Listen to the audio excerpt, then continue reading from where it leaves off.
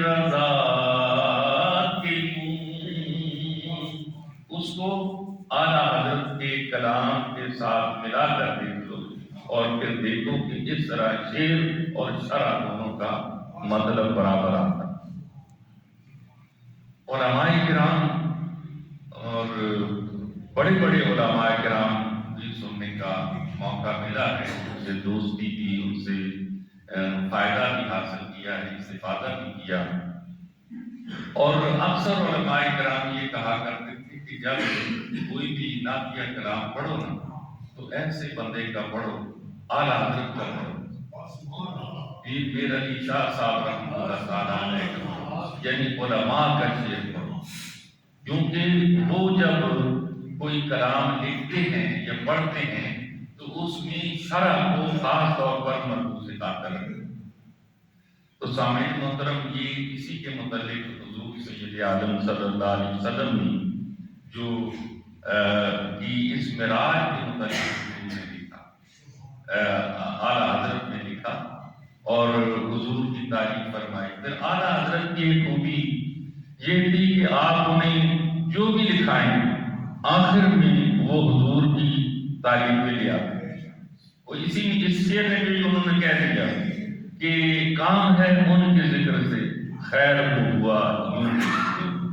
یعنی چاہے وہ ایسے ہو چاہے ایسے ہو حضور کا ذکر کر رہے ہیں۔ اعلیٰ حضرت فرمایا کرتے تھے کہ اگر میرے دل کو چیر لیا جائے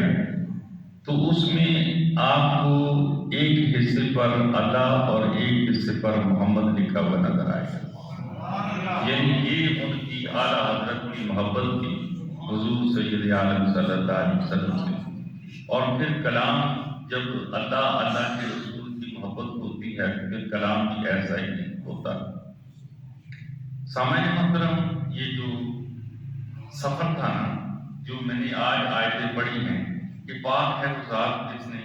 اپنے محبوب بندے کو سیر کرائی، وہ اس کا ترجمہ میں کر چکا ہوں۔ سامعین محترم، مسجد حرام سے اس کی ابتدا ہوتی ہے اور حضرت جبریل علیہ السلام تشریف لاتے ہیں، فرشتوں کی مائیت میں حضور سید عالم صلی اللہ علیہ وسلم کو وہاں حتیم میں لے جاتے ہیں۔ مختلف روایتیں ہیں بخاری، لیکن ساری روایتوں کا مقصد یہ ہے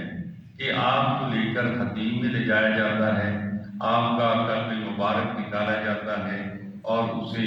آب زمزم کے پانی سے دھویا جاتا ہے، پھر واپس اپنی جگہ پر رکھ دیا جاتا ہے اور اللہ تعالیٰ کی طرف سے ایک براق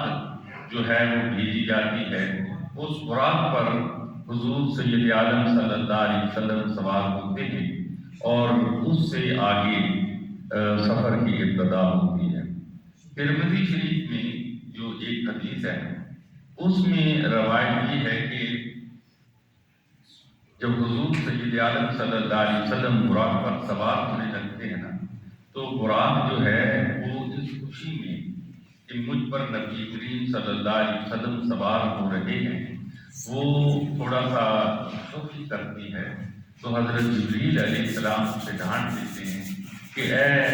براق، تو یہ شوخی نبی کریم صلی اللہ علیہ وسلم کے سامنے کر رہی ہے، حالانکہ